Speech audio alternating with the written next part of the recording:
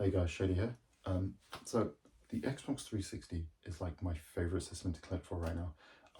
I began collecting for it last year.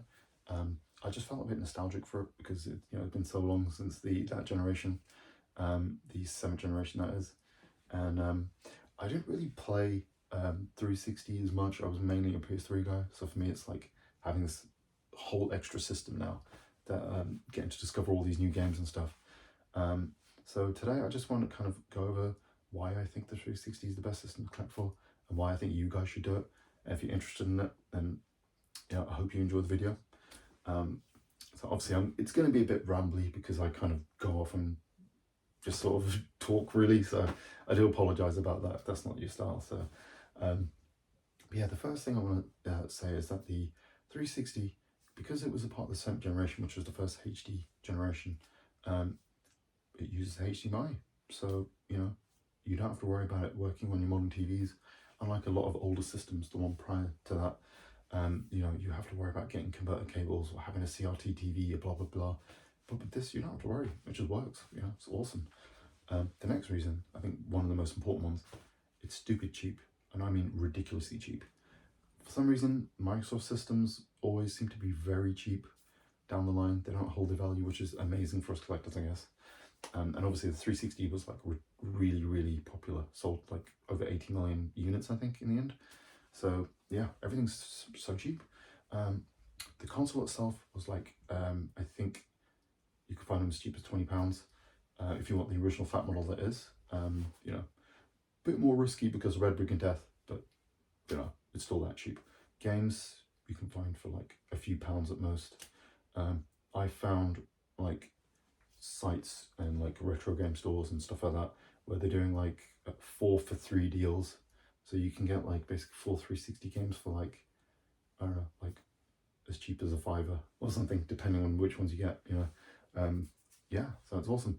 The next thing is the 360 and the PS3. I'm going to go off on a little bit here now. They both had vastly different architecture and like did completely different things with the hardware. The PS3 had this like cell processor thing, and was single threaded, and the 360 obviously was a multi-threaded machine, had twice the amount of RAM and everything. So because of those hardware differentials and it being out like a whole year prior, it became like the de facto lead platform for that generation. So what you'll find, for the most part anyway, is that games will run better on 360, and in some cases would look slightly better as well. Will have certain effects and whatnot. It's not always the case, but generally it held steadier frame rates. Yeah, just was really awesome.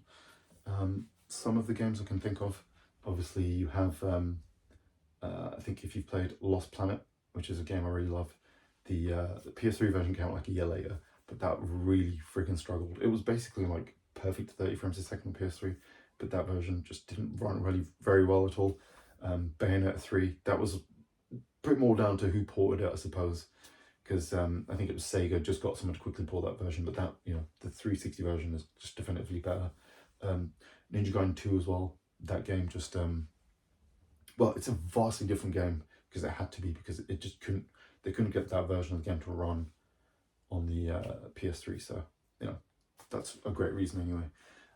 Next up, one thing that I think people probably don't know is that obviously the newest Xbox consoles are backwards compatible, but they only play about like 60% of the library. There's like over 1,000 games and about 600 odd are backwards compatible.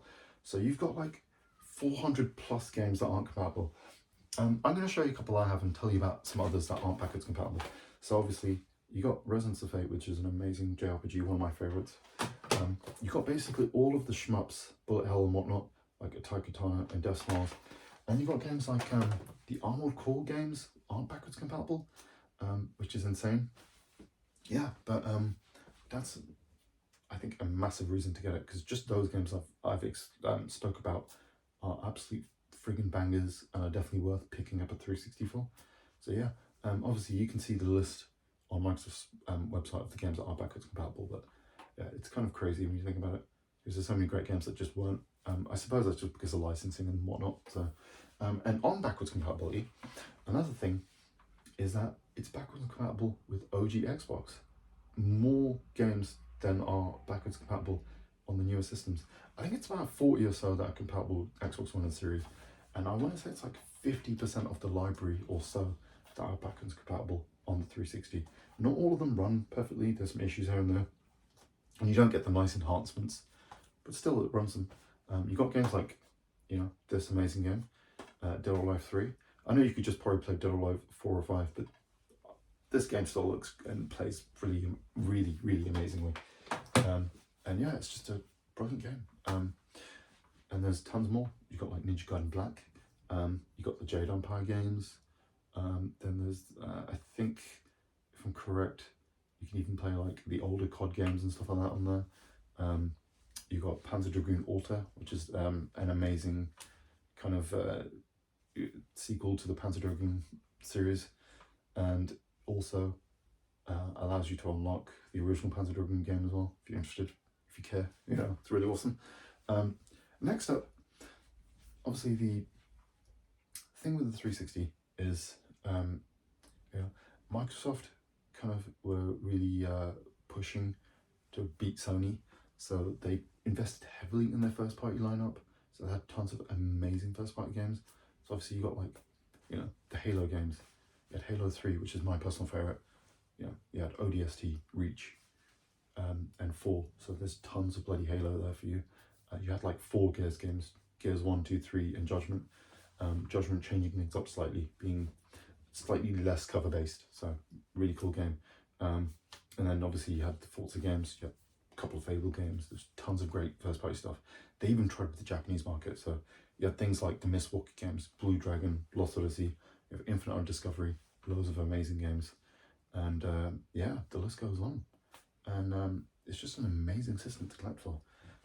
But yeah, before I end this video, I just want to quickly go over, I think, one more thing that I think people will need to know, which is about the hardware and the intricacies, quirks of them. So you basically got 3 models. You have the Fat, the Slim, and the E.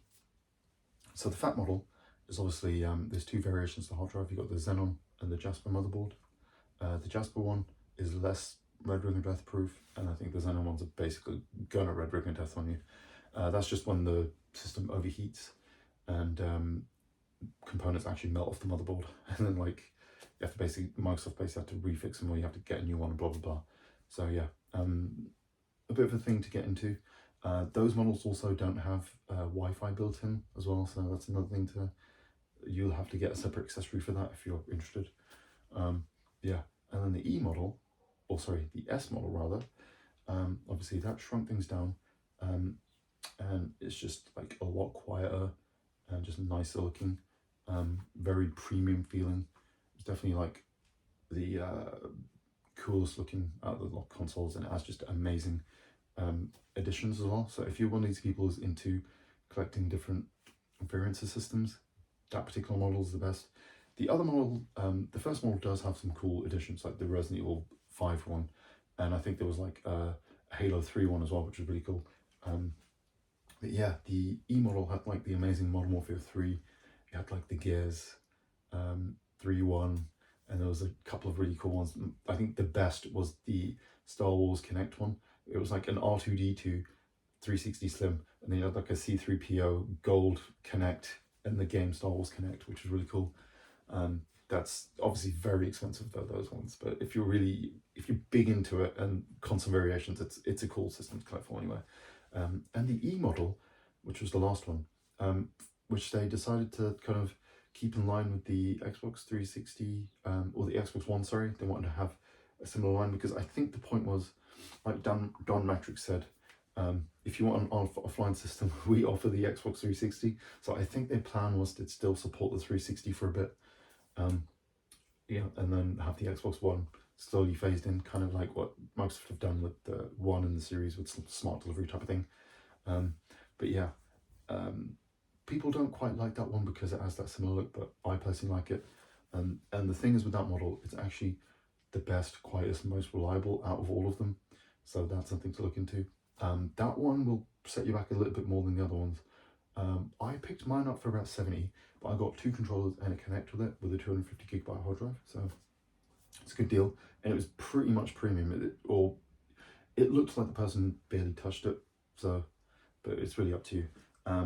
Also, when you're buying it, I would probably say, you know, you do have eBay, which is a good resource and site to use, but don't be afraid to go to local game stores and stuff. So, you know, they'll probably have some cool different variations and models and whatnot, and you may be able to get them slightly cheaper.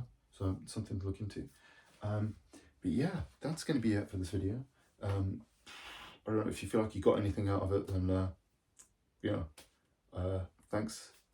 And I hope you have a great rest of your day, and keep collecting for 360. Have a good one.